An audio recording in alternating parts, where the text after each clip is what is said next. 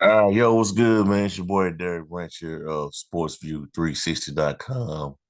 The Warren Saints news, notes, rumors, and updates. And today we're going to break down the 2024 New Orleans Saints regular season schedule. It was released today, along with the rest of the National Football League. But you know, the leaks have been going on since like Monday, the schedule. So nothing really new. This is happening for the last 5 to 7 years.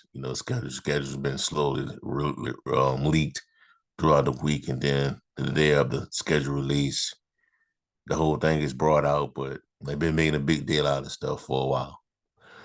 But anyways, shouts out to John Hendricks of Saints News Network. He was the first to put this out, the full slate of the New Orleans Saints 2024 regular season schedule. And I'm just going to go ahead and just provide a brief overview of the schedule. This is not a season prediction or, season preview or a record prediction type of vlog. I'm going to have that later on. And I will say at least around August, mid to late August, I'm going to come out with the Saints 2024 season preview, record prediction, give out my full analysis of the team. I'm not gonna do that right now because I still think it's a little early for that. But I'm just wanting to talk about the schedule and just go over a few storylines of the schedule and how the Saints this thing could possibly play out for the Saints. So we'll start off by week one. You got the Carolina Panthers at home, noon kickoff at the Superdome. Um, this is a game that the Saints should win. That's a game the Saints need to win. And I say that because you don't have a you don't have much room for error. It's slim compared to the previous out to the previous 2 years. You couldn't take advantage of having these, soft schedules, having a weaker division, and now the tides are turned. You know, the tides are turned now. You got Kirk Cousins in the division. You know, um, Tampa's doing their thing. They haven't fallen short yet after Brady retired. So now you got to get on your A game. And I know some people were saying, well, the game is not going to be easy as you think it's not going to be easy as you think it's going to be. Still, you still a better team than the Carolina Panthers. Plain and simple, you're still a better team than them. You know, next up you got Dallas, you got Philly, Atlanta, and the Chiefs on Monday Night Football. So this is what needs to happen, right? This is what needs to happen. I think for the Saints to even have a chance, a puncher's chance down the stretch, they need to be at least 2-2 by the time they head up to Arrowhead to play the Chiefs on Monday Night Football. Now, I think you beat Carolina on week one. A possible loss could be against the Cowboys. I still think they're a formidable team, a really good football team, playing against Dak Prescott, a quarterback that could have won MVP last year easily. Um, Philly is an interesting game, but you got them at the Dome, and the crowd needs to bring it. You know, Philly, just like the Saints, are going to be having a new offensive coordinator in Kellen Moore. They have new personnel as well. You got Saquon Barkley joining that team. You still got, Dallas Goedert, the tight end. Devontae Smith, he resigned. AJ Brown, the wide receiver. The offensive line is still there, intact. They lost Hassan Reddick, this past season to the Jets.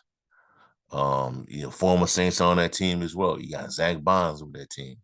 You got CD Deuce, Chauncey Gardner Johnson. He re-signed back with the Eagles. You know, Fletcher Cox, he retired. They still got Brandon Graham. Still a formidable football team, but I think all signs will point to the Saints losing that game. Let's just be clear. But you never know. Then after that, you gotta play the Falcons. Hated rival.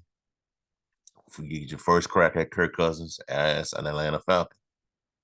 It's a division game. I think you need to win that game. You need to win that game to go 2-2, to put yourself at 2-2.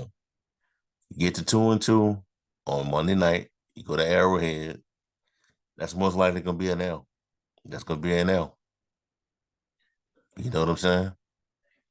Um, I don't see the. I mean, I know Derek Carr has a history of playing really well against the Chiefs, and we got former Chiefs on that team, former players, members of the Kansas City Chiefs. We got Tyrann Mathieu, Colin Saunders, Tano Capasio, K-Pass. He was a former Kansas City Chief. Um, Willie Gay Jr. He just came from over there. So they there's gonna be a lot of emotions in that game, and maybe the Saints can steal that one. I'm not so sure, but we'll see. But I think the Saints will win or lose that game. But this is where things can get interesting right here. Let me just tell you how. This is where if the Saints can get to 2-2, right, with some breathing room, this is where I think the season could go sideways or can go on an upward trajectory to where they can go on a run. Because you got Denver, you got the Bucks. You come back to play the Bucks at the Dome. Then you got Denver at the Dome as well. Then you got the Chargers, late kickoff, 3 o'clock, and the Panthers. So that's 4 games right there. If the Saints can go on a run, I think there's a chance they could get that. They can get to the playoffs. They can turn this thing around. Because I think this is where to me, this is like a slight break right here, where the schedule starts to soften up. I think you could beat the Tampa Bay Buccaneers. I think you should be able to sweep the Tampa Bay Buccaneers. You can. I think you the better. I know that they've brought back. Tampa Bay has brought back. I would say a significant portion of that core. The important players. They re-signed Antoine Winfield Jr. Vita Vea is still there. Levante Davis still there. They lost Devin White. Rashad White, the running back, he's coming back. Chris Godwin isn't going anywhere. Mike Evans is still there. Colt Alton, the tight end, he's still there. I think you can beat the Tampa Bay Buccaneers. But they've lost Dave Canales, the offensive coordinator. I think you can sweep the Tampa Bay Buccaneers. I really do. You get a win there, and then you got the big game on Thursday night, Amazon Prime, in the Dome. Sean Payton returns to a place where you turn the Saints this team into a winner, a consistent winner. I think to take all the emotions out of it, the Saints should beat the Denver Broncos. They should beat the Denver Broncos in this matchup. Denver, I think Payton is going to turn that team around eventually, but I don't think it's going to happen this season. You should win that game. Another game you should win is against the AFC West opponent against the LA Chargers. Now I know Harbaugh doesn't have. I know Harbaugh is known for turning teams around really fast. He did it at Michigan. He did it with the 49ers, but they don't have outside of the quarterback position. They don't really have the personnel yet to implement what Harbaugh wants to run as a head coach, as a system out there. I think you can win that game. And then you go to Carolina I think you should sweep them. You should complete the sweep by then. By then. So with that being said, if you go 2-2, you come back, you beat Tampa Bay, that's 3-2. You beat Denver, that's 4-2. Go on the road to face the Chargers, that's 5-2. Play Carolina at 6-2. You play the next stretch of games, you start to face some tougher opponents again. You got the Atlanta Falcons and the Cleveland Browns back to back. You at 6-2 right now. 6-2 right. You got to me at 6-2, that puts you in good standing in the NFC South. It may. I'm not sure. It depends on what other team. It depends on what teams like the Atlanta Falcons are doing. But you should be in good. If this goes to plan, the way I think it will, you'll be in good shape at 6-2 to play the Carolina Panthers, to play the Atlanta Falcons, and is at your place. Now, this game could be important. It could be huge because the winner of this game could possibly take control of the division. You know, 6-2, and Atlanta might be 6-2, or you know what I'm saying. You might have identical records by then, and that'd be it for the Falcons versus Saints series for this year. Then after that, you play the Cleveland Browns once again.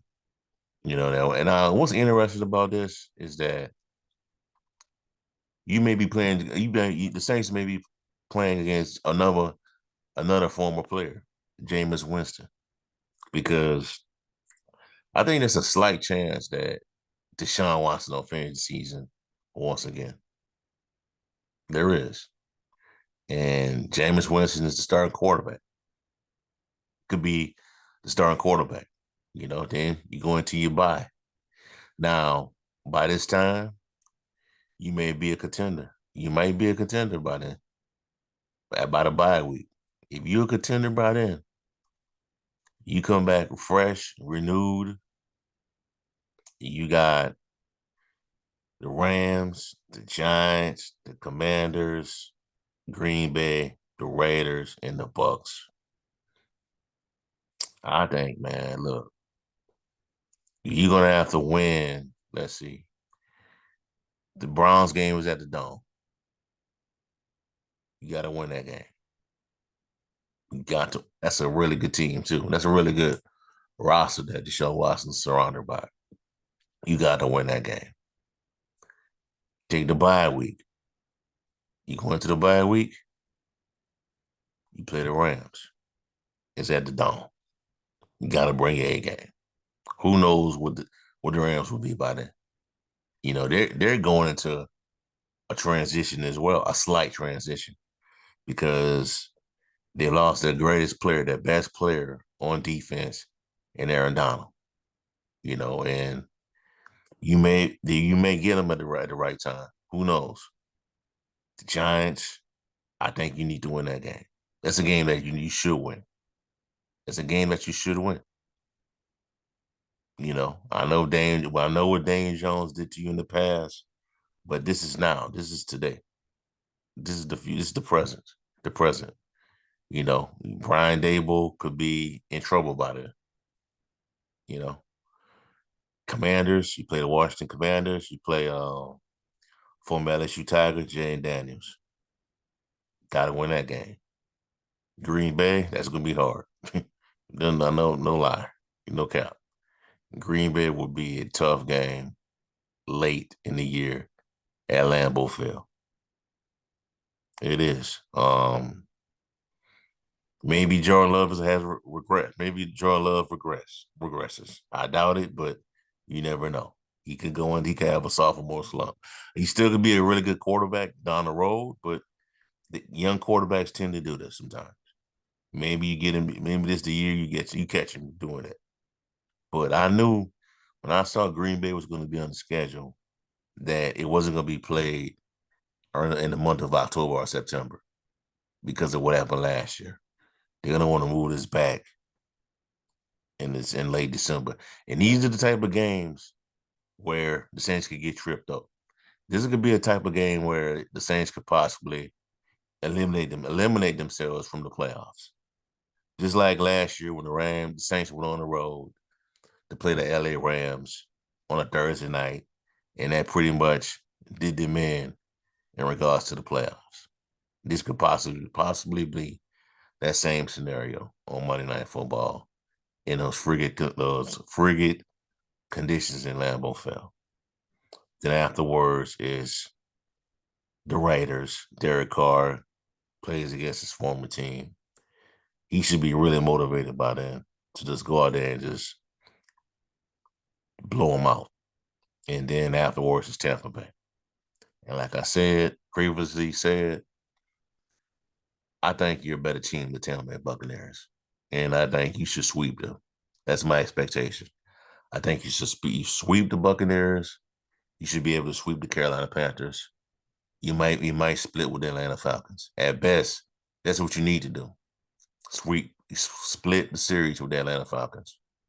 But the season is going to be won or lost, once the Saints get done with the Kansas City Chiefs. Because believe it or not, regardless of how crazy it sounds, there's a break where you start to see the schedule starts to ease up, where you play the Bucks, the Broncos, the Chargers, the Falcons, and the Panthers and the Falcons.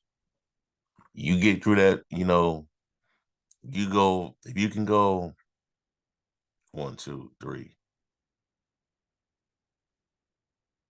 4, 5. You can go 4-1, 3-2, 5-0. Excuse me. I think you're in good shape. I think you're in good shape going into the Browns game matchup at the Dome. You win that game, I think you're really gonna be in a good position. But we'll see how it's gonna play out as as the months lead up to the regular season. You know, and they don't have time to come out here and say things like, "Oh, we're still learning and we still learning new offense and it's week one," and nah, you don't have the cushion to say that this time. You does like you did last year when you had that soft schedule and you just kept, underachieving and coming out with these excuses about, we're learning the offense and we're learning things on the fly. There's no margin for error for that, man. There's no room for that this year. You can't afford to do that this time. You got to come out and act like you want to play. You got to come out and act like you know what you're doing these first 5 weeks. At a minimum, like I said, you got to be at least 2-2 by the time you play the Kansas City Chiefs. If you can still win against the Dallas Cowboys and the Eagles, if you start off you start off 4-0, that's great. Leading up to the Monday night game with the Chiefs, that would be great. That would be huge for you. But the reality is, 2-2 needs to be the benchmark. 2-2 needs to say that's gonna save you your season for right now. At that point, you go to 2-3, you got to make up. You got to make it up against the Bucks, the Broncos, the Chargers, and the Panthers before you rematch with the Falcons. So the schedule is in like three. It's like 3 to 4 phases of the schedule, man. Like each phase of the schedule has a break in it, has a bone for the Saints to catch. It throws them a bone. The schedule throws them a bone. It's up to them to take advantage of it. So we'll see how it's gonna all shake out. You know, and in regards to Spencer Rattler and all that, the Spencer Rattler hype. No, I do not think he will get on. He will see that. You will see the field this season. I don't, and I don't think the situation is as dire as everybody's making it out to be. And it's okay, and it's okay if you disagree with me on that. It's fine. What's the worst that could happen? But they gotta come out and take care of business, man. They gotta take care of business. There is stretches of this there is. I do see some positives from the schedule where they can capitalize on certain teams and beat them. But they got to go out there and do it. They can't do what they did last year when they lost against backup QBs, where they struggled against quarterbacks that were looking like Randall Cunningham out there. The defense can't afford to do that this year. You know, you're playing against some really good quarterbacks, man. So there's that, man. But schedule is out, and now um, the next phase for me for Sports View 360, New Orleans Saints is, game breakdowns, game previews, season preview. The season preview and record prediction will be out, like I said, late August. I'm gonna give my full breakdown of the schedule of the team, but this is out of the way, and looking forward to seeing how things gonna play out during training camp. So we'll see. All right, so that's for y'all for right now, man. Give me a like, comment, subscribe to the channel. Let me know how you feel. What are your thoughts on the Saints 2024 schedule? Also, check out sportsview360.com/Saints for latest content on the New Orleans Saints organization. Have a blessed day. Peace. I'm out. Who that?